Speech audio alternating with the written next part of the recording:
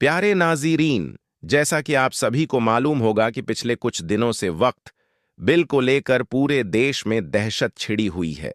पूरे देश में विवाद चल रहा है क्योंकि बीजेपी सरकार इस बिल में संशोधन करना चाहती है, यानी कि बदलाव करना चाहती है, जबकि मुसलमानों को लगता है कि इस बिल से हमें खतरा हो सकता है। इस बिल के जरिए से हमारी संपत्तियों को हड़पना चाहती है, इसलिए बीजेपी सरकार वक्फ बोर्ड संशोधन बिल को लेकर आई है।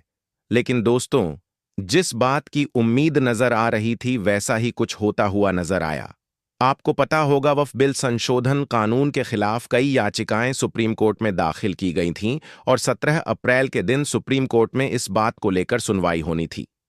वह सुनवाई हुई कपिल सिब्बल के साथ साथ बैरिस्टर असदुद्दीन ओवैसी और जितने भी याचिकाकर्ता थे वहां सुप्रीम कोर्ट पहुंचे थे।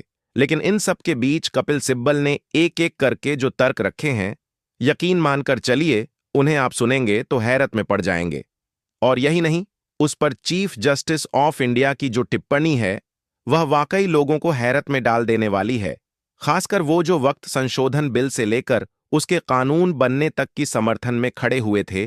चीफ जस्टिस ऑफ इंडिया ने कपिल सिब्बल के बयानों को सुनने के बाद, उनके तर्कों को सुनने के बाद जो कहा है वह यकीन मानकर चलिए कई लोगों को परेशानी में डाल सकता है, क्योंकि बार बार वक्त संशोधन कानून को लेकर जो माहौल बनाया जा रहा था उसको लेकर चीफ जस्टिस ऑफ इंडिया की टिप्पणी अहमियत रखती है।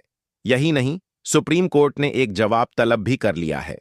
केंद्र सरकार से कह दिया है कि 2 हफ्ते के अंदर जवाब दीजिएगा। और प्यारे नाज़रीन, क्या क्या हुआ है सुप्रीम कोर्ट में पूरे तफसील के साथ आपको बताने जा रहा हूं।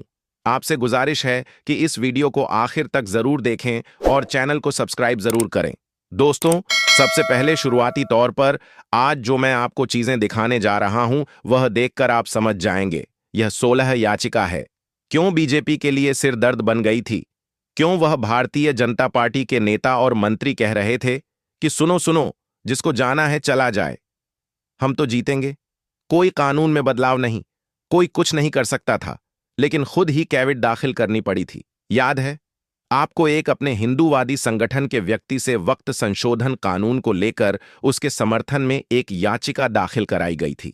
लेकिन क्या वह कामयाब हो पाई? पहले देखिए खबर क्या है। डायनामाइट न्यूज हिंदी है। उन्होंने लिखा, वक्त बिल की सुनवाई पर सुप्रीम कोर्ट का अंतरिम आदेश है। फिर कल फिर होगी सुनवाई। सुप्रीम कोर्ट ने वक्त बिल को लेकर केंद्र सरकार को नोटिस जारी कर दिया है। 22 सदस्यों में से केवल 8 गैर मुस्लिम है, यह सुप्रीम कोर्ट का कहना है। उन्होंने कहा है कि आप बार बार कह रहे हैं कि यह क्या है, तो गैर मुस्लिम जो है 22 सदस्यों में से 8 मुस्लिम है। सुप्रीम कोर्ट की बड़ी टिप्पणी जैसे ही निकल कर आई, थोड़ा माहौल बनता नजर आया। पहले यह तस्वीर देखिए। जब कपिल सिब्बल वहां पर पहुंचे थे, कपिल सिब्बल की मौजूदगी से ही सरगर्मियां बढ़ गई थीं, क्योंकि वक्त संशोधन कानून को लेकर काफी याचिकाओं के बाद बीजेपी और मोदी सरकार थोड़ी सहमी हुई जरूर नजर आ रही थी, क्योंकि क्या क्या किया गया, कैसे कैसे किया गया, हर किसी को पता है। अब इन सब के बीच एक तस्वीर भी नजर आई, उसी कोर्ट में देखिए। असदुद्दीन ओवैसी शुरुआती पंक्ति में बैठे हुए हैं, वह भी अपनी, क्योंकि उन्होंने भी याचिका दाखिल की थी, वह भी वहां पर पहुंचे थे। तो एआईएमआईएम के जो चीफ हैं असदुद्दीन ओवैसी वहां पर पहुंचे। ये तस्वीर उनकी निकलकर सामने आई। इन सब के बीच एक बात जो कही गई है, जरा सुनिएगा। इसमें बताया संवैधानिक वैधता को दी गई है। चुनौती टीवी की खबर है। इसी के साथ साथ कोर्ट रूम में ओवैसी भी मौजूद, जिनकी तस्वीर अभी मैंने आपको दिखा दी। आगे मैं दिखाने जा रहा हूं क्या क्या तर्क रखे गए। इसमें साफ साफ कह दिया है, वह कानून पर सुनवाई शुरू हुई तो उसमें क्या कुछ कहा गया है। उन्होंने कहा, हम सभी को नहीं सुन सकते, और सही बात है। जितनी याचिकाएं डल रही हैं उनको लेकर कहा है एक कंबाइंड की जाए, और कंबाइंड करने के बाद एक काम कर सकते हैं, तय कर लीजिए कौन कौन बहस में शामिल होंगे, तो कहां क्या कहा गया तय कर देंगे कि कौन बहस करेगा, क्योंकि यह नहीं हो कि आज इनकी सुनवाई हो रही है, फिर दूसरी उस याचिका पर वह तो कंबाइन करके सबके तर्क देखे जाएंगे और सुनवाई के लिए तैयार है सुप्रीम कोर्ट। यह सबसे बड़ी बात है। अब देखिए, जनरल मिरर की खबर है जो कहा कपिल सिब्बल ने उसे सुनना चाहिए, मेरी संपत्ति है, उस पर मेरा अधिकार है, सरकार रोक कैसे लगा सकती है वक्फ एक्ट पर, कपिल सिब्बल ने सुप्रीम कोर्ट में कहा। उन्होंने कहा, जब मेरी संपत्ति है मैं दे रहा हूं, नहीं दे रहा हूं। यह सरकार कैसे कह सकती है कि आप वक्फ करेंगे, नहीं करेंगे, मदरसों को देंगे, मस्जिद को दे रहे हैं? आप यह कैसे तय करेंगे? यह बहुत गहनता के साथ सुना गया। और यही नहीं, जैसे ही टिप्पणियां हुई तो संजीव खन्ना की आज की सबसे बड़ी टिप्पणी है, अंग्रेजी शासन काल से पहले वक्फ रजिस्ट्रेशन की व्यवस्था नहीं थी।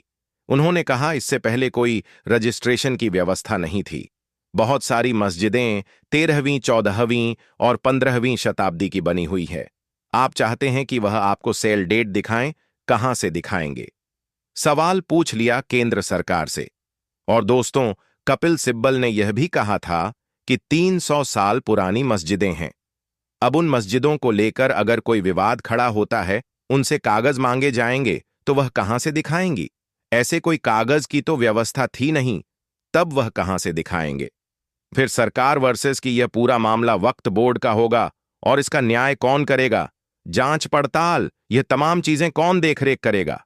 कलेक्टर कौन है सरकारी नुमाइंदा? अगर यह करेगा तो फिर क्या कलेक्टर पर भरोसा हो सकता है कि वह वक्फ बोर्ड के पक्ष में समर्थन में कोई चीज दे दे? इसको लेकर सवाल उठाया। फिर आप जाएंगे कोर्ट में, क्या होगा? लंबे समय तक अटकेगा। और वही कुछ कहते नजर आए हैं।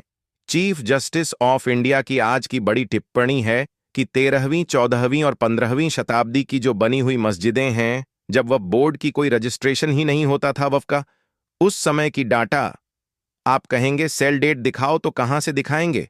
बताओ ना, कहां से दिखाएंगे? इस पर सन्नाटा पसर गया। अब देखिए कपिल सिब्बल ने क्या क्या तर्क दिए हैं, ध्यान से सुनिएगा। अब तक सिर्फ मुस्लिम समुदाय के लोग इनका हिस्सा रहे हैं। दूसरे धर्म की दान से जुड़ी संपत्तियों के मामले में भी यही व्यवस्था रही है। यह एक बड़ी टिप्पणी जब उन्होंने अपनी तरफ से तर्क लिखकर किया, तो टिप्पणी भी की गई सुप्रीम कोर्ट की तरफ से, वह भी आपको बताऊंगा। कपिल सिब्बल का एक और मेरे पास चार्ट है। सभी हिंदू या सिख बंदोबस्त नामांकित व्यक्ति हिंदू या सिख है। यह नया कानून 200 मिलियन लोगों के साथ ज्यादती है। उन्होंने बताया, आपको याद होगा कि यह कहा गया कि इनके बोर्ड में गैर मुस्लिम नहीं रहेंगे। उसके बाद में पता लगा गैर मुस्लिम होंगे। तमाम चीजें उसी को लेकर इन्होंने यह दावा किया कि मेरे भाई, हमारे पास तो पूरी व्यवस्था है, न मेरे पास चार्ट है, हिंदू या सिख बंदोबस्त नामांकित व्यक्ति है, हिंदू सिख हैं। यह नया कानून 200 मिलियन लोगों के साथ ज्यादती से कम नहीं है।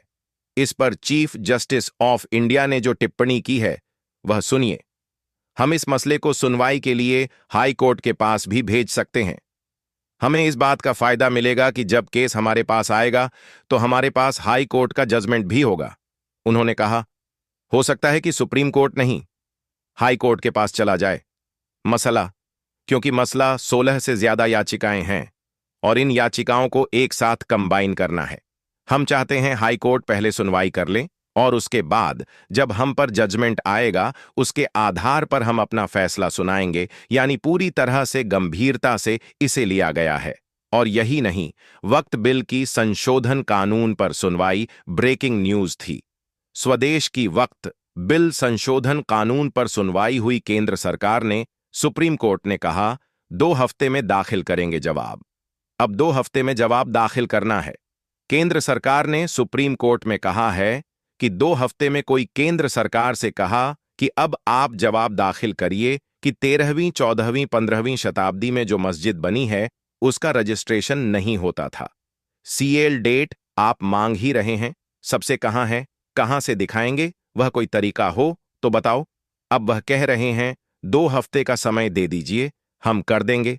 इंडिया टीवी की खबर है, वह कानून पर केंद्र सरकार को सुप्रीम कोर्ट से नोटिस जारी हुआ। केंद्र सरकार को 2 हफ्ते के अंदर जवाब दाखिल करने के लिए कहा गया है। यानी फरी तौर पर अगर पहली आज की सुनवाई के हिसाब से देखा जाए तो एक तगड़े झटके के तौर पर माना जा सकता है। अब देखिए खबर एक और आई। अजीत भारती का यह कहना है, श्रीमान कपिल सिब्बल बहुत ही ज्ञानी पुरुष हैं। वक्फ कानून पर सुप्रीम कोर्ट में सुनवाई। कपिल सिब्बल ने कहा, नया कानून 20 करोड़ लोगों की आस्था का अधिकार छीन रहा है। खामियां भी गिना दी हैं कि इस वक्फ कानून की क्या, और जिसे गंभीरता से सुप्रीम कोर्ट ने लिया है। अब इसी बीच योगी आदित्यनाथ का एक बयान था। आपको याद होगा, यह बयान दिया है, वक्फ की जमीनें वापस ली जाएंगी और बार बार सुप्रीम कोर्ट में सुनवाई चल रही है।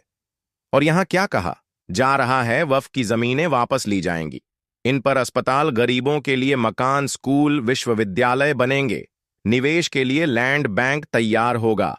जबरदस्ती कोई चाह नहीं रहा, कोई मांग नहीं रहा, जबरदस्ती कर रहा है। और इन्हीं चीजों को खास तौर पर सुप्रीम कोर्ट ने काफी गंभीरता से लिया है।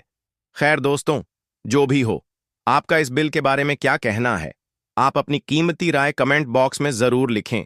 इसी तरह की वीडियो के लिए हमारे आलम वॉइस चैनल को सब्सक्राइब कीजिए और बेल आइकॉन दबाएं ताकि और वीडियो आप लोगों तक जरूर पहुंचे।